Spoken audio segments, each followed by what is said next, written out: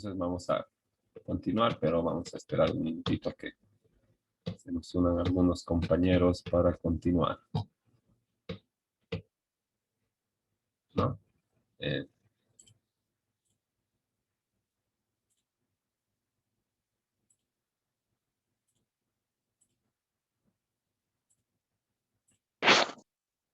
entonces vamos a continuar, vamos a estar admitiendo un par de minutitos, nos vamos a dar para que, antes de iniciar, para que todos se conecten, la mayoría, y podamos continuar. Entonces, no se olviden volver a poner su nombre en el chat, hasta mientras.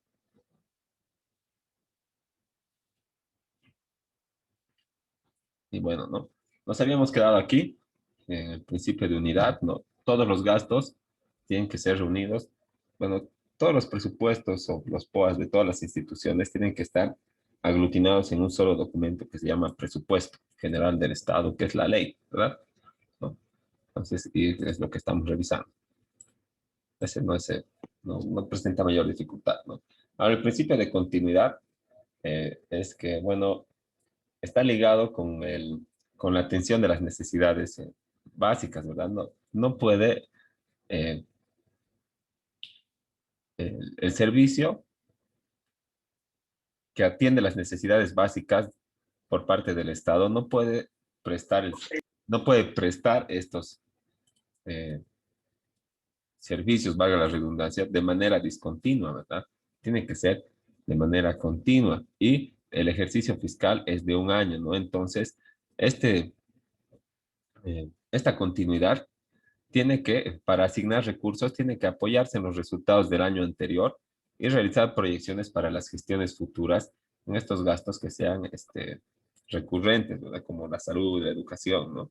Entonces, el presupuesto, además de contener solamente asignaciones y cantidades de gastos, ¿verdad? Y erogaciones, recursos, partidas, subpartidas, además también contiene una parte de objetivos que se espera lograr con esas erogaciones de gastos, ¿no? Entonces, el, el presupuesto del año siguiente tiene que apoyarse en los resultados del año anterior para poder hacer las proyecciones, ¿no? Entonces, a eso se refiere. Eso también tiene que ver con la continuidad, ¿no?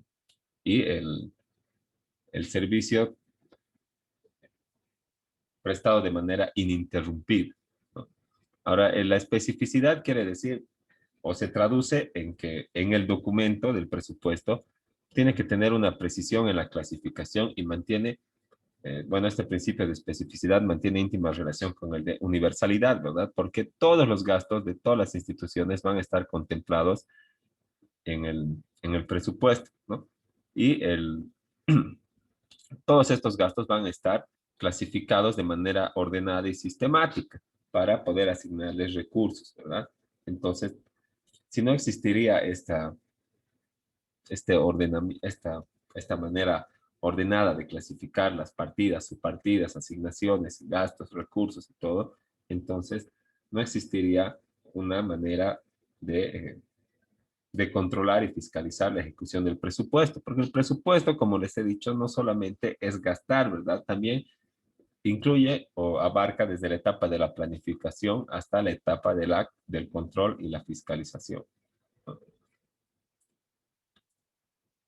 Luego está el principio de flexibilidad que debe permitir la adecuación del presupuesto, pero en eh, casos extraordinarios nada más, ¿no? Solo por ley, la norma general es que no se realicen modificaciones al presupuesto. Luego está un principio de acuciosidad o realismo, ¿no? Que quiere decir que el principio debe ser objetivo y armonizarse con la realidad económica y financiera. No vamos a esperar que, que se atienda a la salud como, como se atiende en Alemania, digamos, ¿no? O como se atiende en Suiza o como se atiende en Brasil, por ejemplo, ¿no? Solo podemos esperar que se atiendan de la mejor manera en la medida que sea posible para nuestro Estado, ¿verdad? Los derechos solo pueden ser optimizados en la medida de los recursos de nuestros de la administración y del Estado y de los niveles de gobierno. Entonces, solo tenemos que compararnos con nosotros mismos, ¿no? Tiene que ser realista el presupuesto con la realidad económica y financiera, ¿no? Atender el mayor número de necesidades y lo mejor que se pueda dentro de nuestras posibilidades. El principio de claridad, ¿no? Quiere decir que bueno, el presupuesto no tiene que tener ambigüedades ni dobles interpretaciones, tiene que ser claro, objetivo y de esa manera facilitar la ejecución y el control. No, no tiene que dar lugar a dobles interpretaciones esta ley. Y luego está el principio de legalidad, porque fija las reglas de competencia eh, de los poderes del Estado, ¿no? Y es un sustento jurídico normativo. El principio de legalidad quiere decir que todo gasto, toda erogación del Estado y toda realización de obra tiene siempre un fundamento jurídico. El fundamento jurídico es una ley que lo aprueba, ¿verdad? No puede ser una ley nacional, puede ser una ley departamental o puede ser una ley municipal. La ley nacional la emite el órgano, la Asamblea Legislativa Plurinacional, la ley departamental, la Asamblea Legislativa Departamental, la ley municipal, el Consejo Municipal, que es el órgano legislativo del municipio. No, eso de acuerdo a las autonomías, ¿no?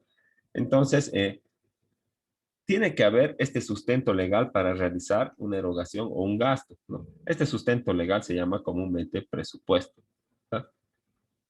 Entonces, si no existe este principio de legalidad, ¿no? Si no se cumple el principio de legalidad, entonces no se puede hablar de un presupuesto legítimo, ¿no? Y no se puede hablar de una asignación de gastos del recurso público, no se puede echar mano del, del dinero de los contribuyentes si no existe una autorización legal para que el Estado gaste. Entonces, este sustento jurídico normativo es lo que hace al principio de legalidad o el principio que se llama principio de legalidad o principio, eh, ahí no me acuerdo, ¿no? Tiene otro nombre más, pero en este momento no me acuerdo. Ahora, pero es eso, ¿verdad? Es solamente que atenerse a las normas. Si no existe norma, no se puede gastar, ¿no? Todo gasto tiene que estar sustentado, tiene que tener un sustento jurídico. De eso eh, a eso se refiere el principio de legalidad, ¿no? Entonces, este, este principio lo cumple el presupuesto en sí mismo, que es una ley, ¿verdad? Que es una autorización de gasto y que aglutina todos los presupuestos, ¿no? Por eso, aunque seamos autónomos, todavía, como ven, tenemos que acompañar el presupuesto al nivel central de gobierno para que sea aprobado y nos asignen recursos del Estado central, porque los recursos de los niveles subalternos de gobierno no alcanzaría pues ni para el arranque, ¿verdad? El, la gobernación administra que solamente tus regalías por la participación en los impuestos a los hidrocarburos, el impuesto a la transmisión gratuita de bienes, ¿no? Y bueno, tiene ingresos de la notaría de gobierno, de algunas otras, que son ingresos, digamos, que no se compara pues al pago de impuestos, al pago regular de impuestos. Ahora, la municipalidad que administra impuesto a la propiedad de bienes inmuebles, inmuebles sujetos al registro y las ventas de estos bienes. Y todo lo demás el Estado central, ¿no? Y también las multas y las patentes, ¿no? Patente de publicidad, licencia de funcionamiento, eso administra el municipio. No alcanzaría para atender los recursos y tendría que el municipio atender todo, ¿verdad? La salud, la educación y además pagar los sueldos de los funcionarios que no son, tampoco son bajos, ¿no? Entonces, se necesita siempre participación del Estado central, ¿no? Entonces, eh, ese principio de legalidad lo cumple, como hemos dicho, en sí mismo el presupuesto, que es la ley que autoriza el gasto. el principio de publicidad, ¿no? Quiere decir, la cuantía y el objeto de los gastos no pueden ser un secreto. O sea, no puede existir gastos reservados, entre comillas, ¿no? Todos los gastos deberían, como les he señalado, democratizarse, ¿verdad? Solo debería ponerse en conocimiento, ¿verdad? Pero nunca se pone en conocimiento de que cuánto es el ingreso del Estado, por ejemplo, cuánto es el ingreso que representa los impuestos y cuánto es el ingreso que ha representado las empresas públicas y cuánto es el ingreso que ha representado la banca pública, ¿verdad? Los intereses recibidos por el BDP y por el Banco Unión, ¿no? Sí debe tenerse esa información, ¿verdad? Y cuánto se ha ido al TGN y cuánto se ha ido al presupuesto, ¿no? Cuánto dinero se ha presupuestado, pero esa información no es muy difundida, ¿verdad? Por el gobierno, no es muy de conocimiento de la población y en general, y eso genera a veces de disgusto, porque parecería que la plata de los bolivianos, del contribuyente, para lo único que alcanza es para pagar los suelditos de los funcionarios públicos, porque después no hay recursos, no hay insumos, no hay personal, ¿verdad? No hay o están, o si hay algo nuevo, tiene un sticker de donación, así, ya de otro gobierno, ya sea de Japón, de China, de Estados Unidos, ¿no? De la Unión Europea. Entonces, eh, debería cumplirse un poco mejor este principio de publicidad para que la población en general esté más conforme, ¿no? Con la, con la administración de los recursos públicos. Ahora, ¿cuál es el valor jurídico del presupuesto, ¿no? Como una ley que es, algunos dicen que, bueno, existen dos concepciones desde las cuales se, se ve o se concibe el presupuesto, ¿no? Desde el punto de vista legal, ¿no? Unos dicen que es una ley solamente formal, ¿verdad? Que existe una diferencia entre leyes materiales y formales y que el presupuesto de entre estas está en las leyes formales. Y la otra concepción señala que no existe diferencia entre leyes materiales y formales, ¿no? La ley es la ley y es la ley nada más. Entonces, la ley en sentido material, desde esta concepción, es la ley que está dirigida como creo que ya les había explicado un poco, es la ley que está dirigida, bueno, a regular la conducta en general de la población en un lugar y tiempo determinado, y que además ha pasado todo el tránsito legislativo de eh, anteproyecto, no ve proposición, discusión en las cámaras, en grande, en detalle, después promulgación por el presidente, publicación en la Gaceta General del Estado, ¿no? Entonces, eh, esa ley, así concebida, puede calificarse de una ley material, pero al lado de las leyes materiales existen también las leyes formales, entre las que se encuentra el presupuesto. Y dicen que las leyes formales, si bien pasan el tránsito legislativo, ¿verdad? Todo ese trámite formal y son publicadas en la Gaceta, no están dirigidas a la población en general al regular la conducta de las personas entre sí y de estas con el Estado, ¿eh? Sino que solamente están dirigidas a esta actividad que se llama presupuesto, ¿verdad? Planificación, ejecución y control. Entonces, ese es el tipo de leyes al que pertenece el presupuesto, ¿no? Leyes formales. Pero el otro lado, estos monistas señalan que no existe diferencia entre ley material y formal, ¿no? Porque el presupuesto sí es un instrumento jurídico regulador que regula la conducta de las personas que tienen que ver con la programación, planificación, ejecución, control y fiscalización del presupuesto, ¿verdad? Y también establece sanciones al incumplimiento de sus normas, o sea que los funcionarios que incumplan sus deberes de acuerdo al presupuesto van a tenerse también a sanciones y procesos, ¿no? Ya sean administrativos o judiciales. Y por eso no hay diferencia entre las leyes materiales y formales, ¿no? Y ese es, así es como se discute el valor legal del presupuesto, pero no puede negarse que sí tiene valor jurídico, ¿verdad? Sea una ley material o sea una ley así como la concibe esta parte monista, sin ninguna diferencia, o le pongamos que sea una ley formal, ¿verdad? Igual tiene valor jurídico, igual es necesaria para la administración del Estado, ¿no?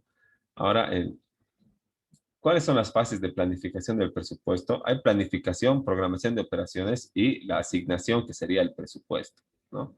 El, sí, alguien ha levantado la mano.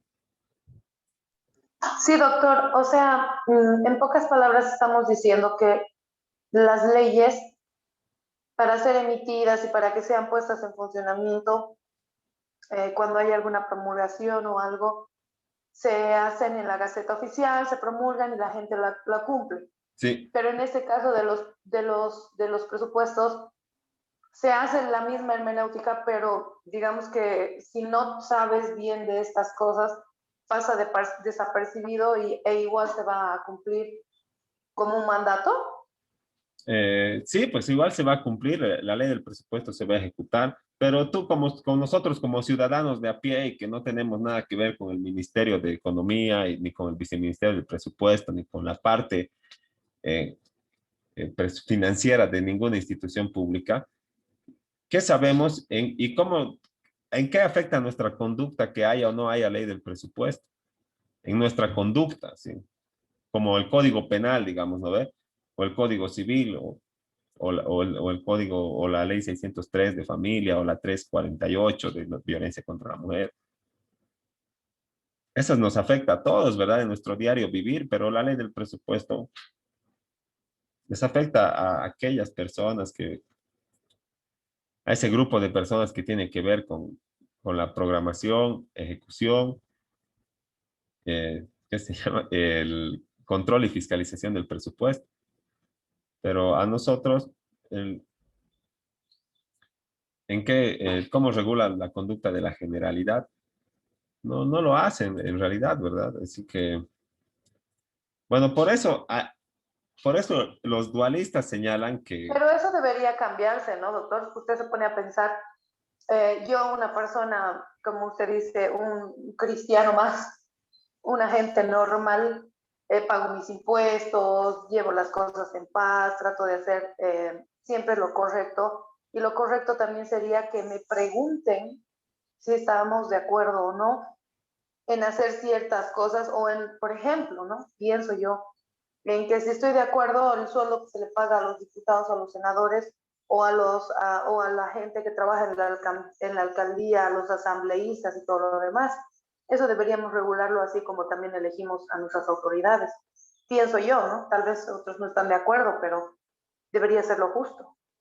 eh, yo creo que sí también, porque igual hay una teoría o un movimiento que trata más o menos de eso. Se llama la democratización de la administración pública, ¿no? Entonces, ¿cómo es la plata de la gente, verdad? Y la administración ofrece servicios públicos a las personas, a la ciudadanía en general, ¿no? Entonces, la ciudadanía debería participar en la decisión de los gastos, ¿no? Y si la ciudadanía no participa porque no tiene tiempo o le vale la política o se ha olvidado o no estaba enterado de cuándo se hacían las cosas, entonces ya, pues, ¿no ve? Va a ser mucho más legítimo los gastos que se realicen, pero como no hay una democratización de la administración, no hay manera de que las personas, como dices, o los ciudadanos de a pie la gente normal, ingrese a las decisiones que tienen que ver con con los gastos públicos y con la atención de necesidades públicas. Por ejemplo, como dices, sí, ¿por qué gana algún funcionario público 15,000, 16,000 bolivianos?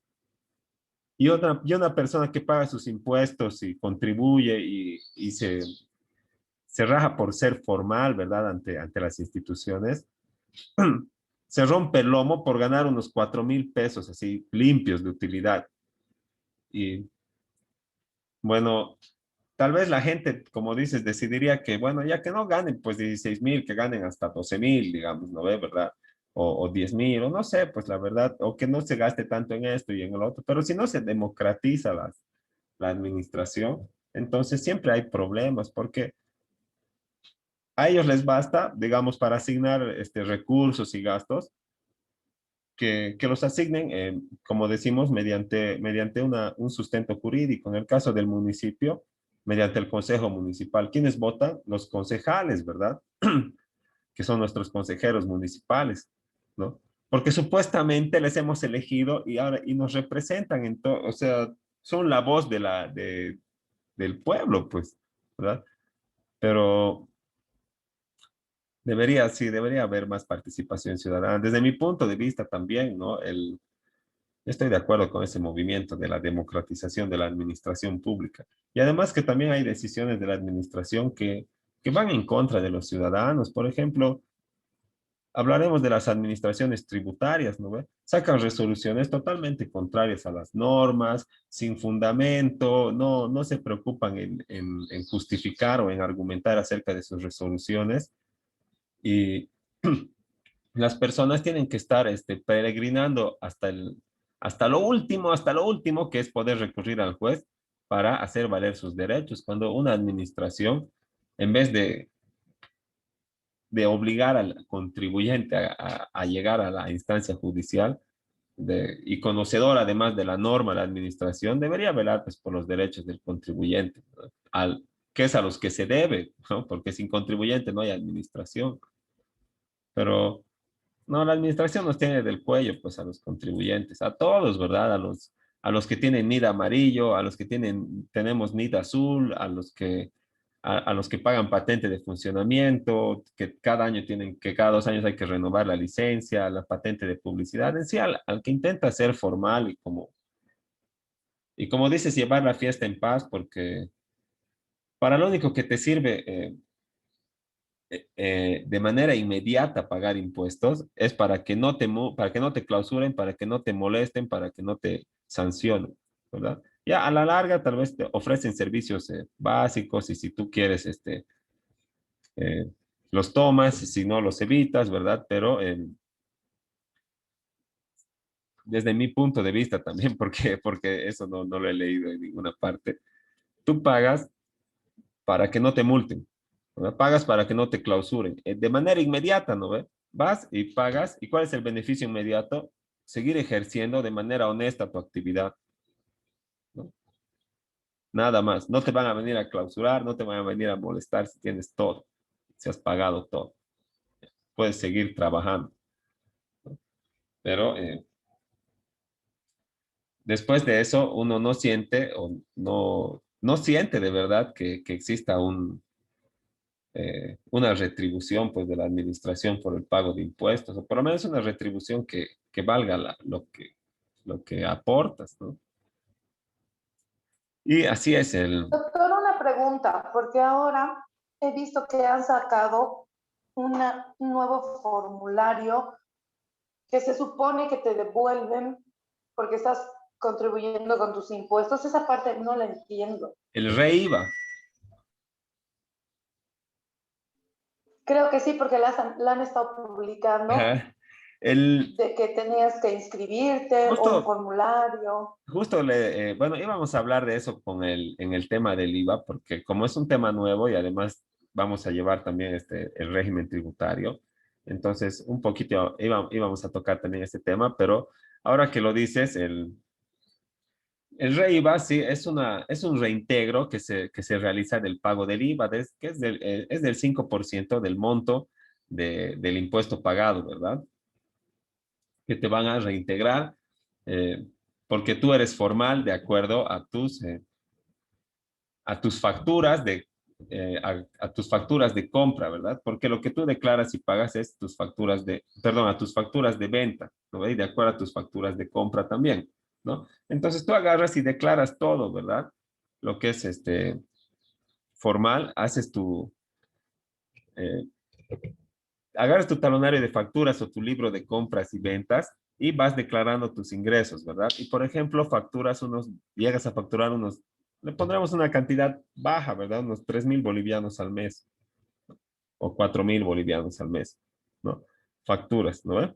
De eso te van a devolver el 5%, ¿no? Pero tú también tienes que declarar las facturas que has comprado, todas las facturas, ¿verdad? En las que has gastado. Y como la gente siempre se hace ayudar a comprar facturas, o no a comprar facturas, sino mi mamá me lo compra con mi NIT, mi tío me lo compra con mi NIT, mi esposa me lo compra con mi NIT, yo compro con mi NIT y así voy teniendo facturas para el descargo, ¿verdad? Entonces, el REIVA, si bien te devuelve, puede llegar a ser igual una trampa.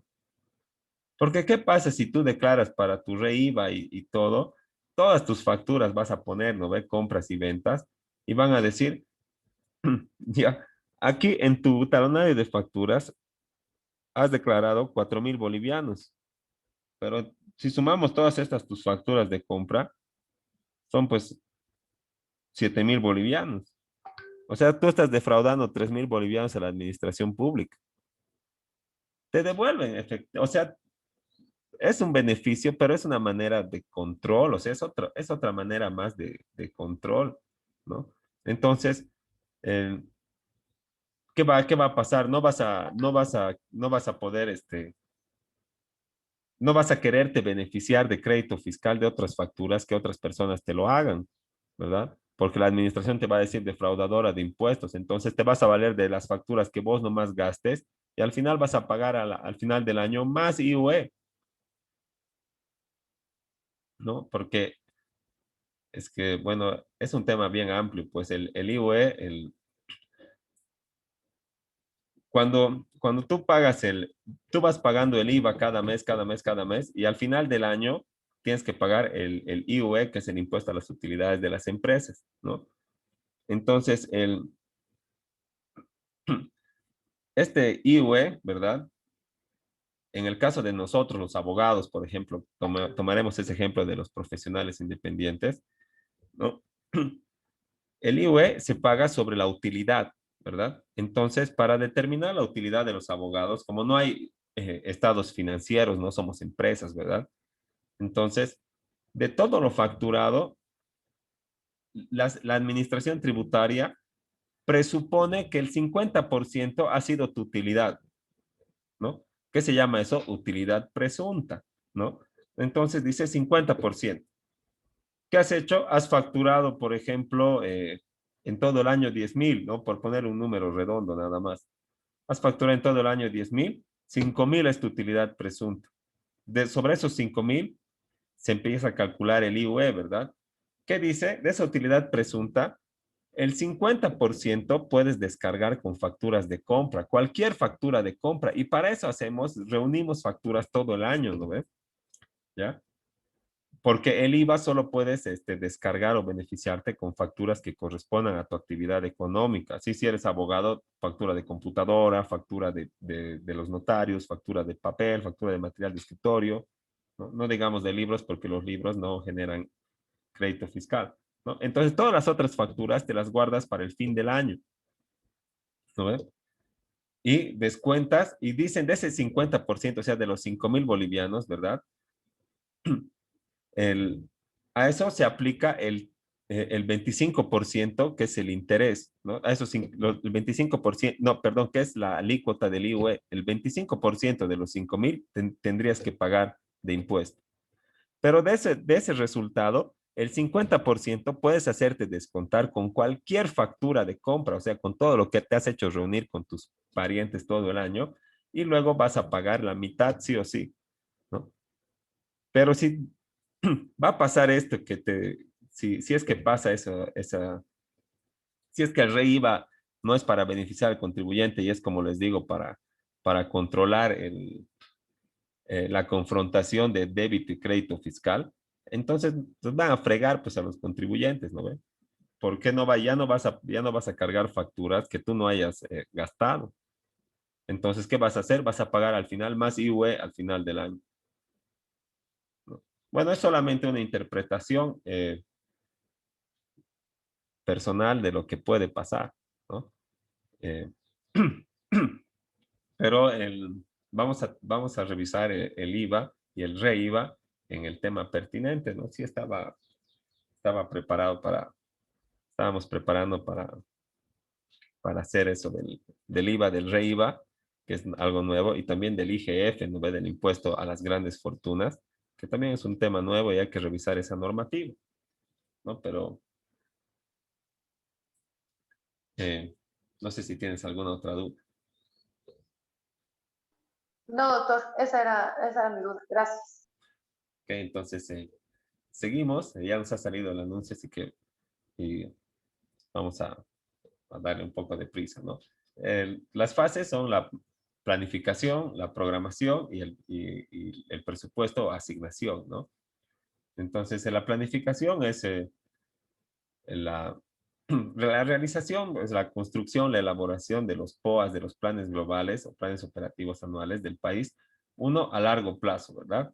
Y define las finalidades económicas y sociales, ¿no? De acuerdo al artículo 4 de la ley 3351, ¿no? Se puede revisar el- la ley orgánica del Poder Ejecutivo, ¿no? Y refiere un poquito a esto de los planes globales y las finalidades económicas y sociales, ¿no?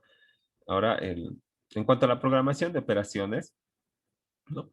La ley 1178 en su artículo 6 dice que el sistema de programación traducirá los objetivos y planes estratégicos de cada entidad concordantes con planes y políticas generadas por el Sistema Nacional de Planificación en resultados concretos a alcanzar en el corto y mediano plazo, tareas específicas, procedimientos y medios y recursos a utilizar, ¿no? Entonces, a, en la planificación lo que hacemos es identificar las necesidades y el tiempo, las características que vamos a emprender para poder satisfacer estas necesidades, ¿no? Y en la programación de operaciones ya tenemos que entrar a temas más específicos como las, eh, la planificación de resultados concretos, qué se va a alcanzar a corto y largo plazo, qué tareas se van a ejecutar, qué procedimientos se van a emplear, con qué medios, con qué recursos, ¿verdad? Y en qué tiempo y en qué lugar y en qué tiempo, o sea, en tiempo y espacio, ¿no? Entonces, de eso se refiere la etapa de programación y el presupuesto ya habiendo planificado y programado, se asigna los recursos pertinentes en la gestión que corresponda, ¿no?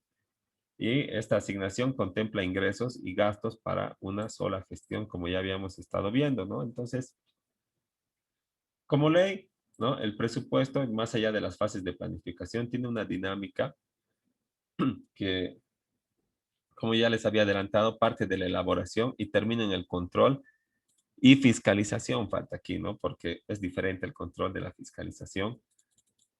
Y vamos a revisar, ¿no? En esta parte de la fase de la elaboración del presupuesto, se encuentran la presentación del anteproyecto y la aprobación por el órgano ejecutivo, ¿no? Entonces,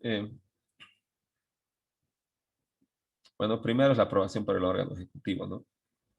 Porque el, lo que va a suceder es lo que ya se ha dicho con anterioridad, ¿verdad? Se va a realizar los presupuestos y los POAS y se les va a acompañar al órgano ejecutivo, ¿verdad? Al viceministerio del presupuesto dependiente del Ministerio de Economía y Finanzas Públicas. Previa compatibilización con las prioridades nacionales, o sea, con la política económica y financiera del gobierno central, el viceministro del presupuesto se las va a acompañar en un solo documento condensado al ministro de Economía y Finanzas Públicas, ¿verdad?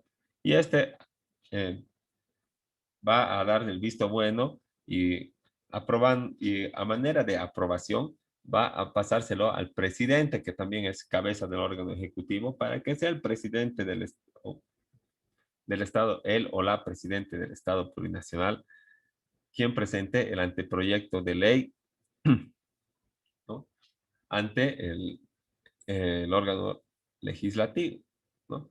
Y una vez presentado ante el órgano legislativo, una vez presentado, se remitirá a la Asamblea Legislativa para su consideración de acuerdo a lo que señala la Constitución Política del Estado para el tránsito legislativo en sus artículos 158, 162 y 163, ¿no? Que está acá.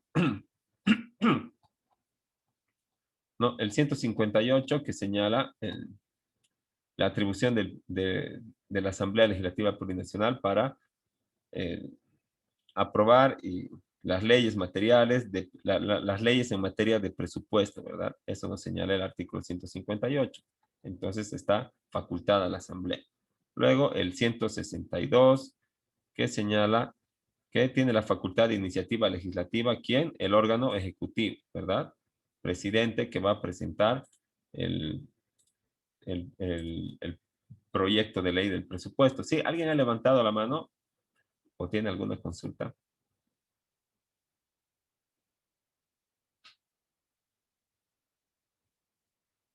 Y si no, vamos a seguir, ¿no? Y luego el 163 nos señala el procedimiento legislativo, ¿verdad? Presentado por los asambleístas de una de las cámaras, iniciará el procedimiento legislativo en esa cámara, remitirá a la comisión que corresponda, el proyecto de ley presentado por otra iniciativa será enviado a la Cámara de Diputados, o sea, en este caso a la Cámara de Diputados, que lo remitirá a la comisión o las comisiones, ¿no? Entonces, tiene todo el proceso legislativo hasta la publicación, ¿verdad? Y la ley que no sea observada dentro del plazo correspondiente será promulgada por la presidenta por la presidenta o presidente del Estado. Las leyes no promulgadas en los plazos previstos en los numerales anteriores serán promulgadas por el presidente de la Asamblea y después de la promulgación viene la publicación en la Gaceta Oficial de manera inmediata y será de cumplimiento obligatorio desde el día de su publicación. Entonces, eh, es el tránsito legislativo que tiene que seguir en la ley del presupuesto de acuerdo a la constitución política del Estado, ¿no? Que pueden revisar de manera más detallada, obviamente tienen su constitución y también han debido llevar en derecho constitucional 1 o 2 cómo se realiza esto, ¿verdad? Entonces no hay por qué ahondar más, no solamente es ese tránsito legislativo que eh, indudablemente tiene que seguir el presupuesto para su aprobación y luego su ejecución, ¿no? Entre las etapas de la elaboración del presupuesto, digamos, es importante el veto presidencial, ¿no? O sea, las observaciones que puede hacer el presidente a la ley para que sean corregidas eh, por el órgano legislativo y luego le devuelvan y sea promulgada, ¿no? Y en cuanto a la ejecución, el presupuesto presenta una ley del Estado que ordena algo, ¿verdad? Entonces, ¿qué ordena? Ordena gastar. Es una instrucción, una autorización legal para gastar los recursos del Estado plurinacional de Bolivia, ¿no? Y en cuanto al control, determina el grado de relación entre lo programado y lo ejecutado para poder contar con registros físicos. Bueno, para poder realizar esta relación es preciso contar con registros físicos de la información de la ejecución. Entonces, si no existirían registros físicos y el presupuesto no cumpliría con el principio eh, de claridad, ¿verdad? Entonces, no podría realizarse el control o la fiscalización, ¿no? Entre el control y la fiscalización existe una diferencia que recae en que el control se realiza de las actividades que están sucediendo en el momento, o sea, el control es presente en tiempo presente para que se pueda eh, evitar errores y cumplir a cabalidad todos los procedimientos hermenéuticas y normativas, ¿no? Y la fiscalización viene después, cuando ya han sucedido los efectos jurídicos de un acto, en este caso, de una disposición, ¿verdad? Entonces, vamos a fiscalizar una obra que ya se ha realizado, vamos a fiscalizar un gasto, una asignación que ya se ha ejecutado, como por ejemplo el caso de las mochilas, ¿verdad? ¿No? Ahí no han controlado, han fiscalizado, ha pasado toda la contratación, la dotación, todo, y luego de que ha surtido sus efectos jurídicos, el contrato y todo, se ha fiscalizado. Pero un control es en el momento en el que se están ejerciendo las funciones para velar porque se evite cometer errores y se cumpla a cabalidad los procedimientos. Entonces, si alguien tiene alguna duda hasta aquí, si la podemos resolver, escuchar o algún comentario, alguna observación, O si no, vamos a tener que quedar aquí porque justo ya se nos va a acabar ahorita el tiempo también de la reunión y se va a apagar solito. Le hice una consultita, el Sí. trabajo que nos va a dar lo va a mandar al WhatsApp, como, Lo voy a programar en la plataforma porque ya no podemos por instrucción de